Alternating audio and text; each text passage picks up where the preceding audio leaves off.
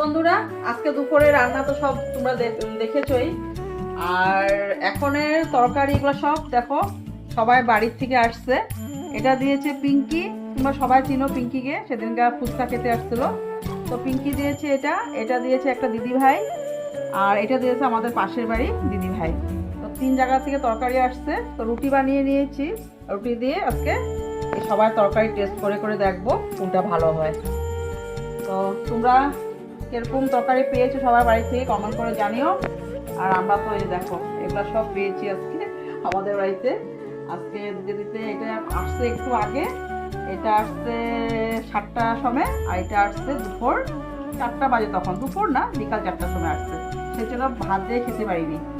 তো চলো খেয়ে নিই, আর তরকারির কেমন টেস্ট হয়েছে নেক্সট ভিডিওতে তোমাদেরকে জানাবো। চলো আসো আসো।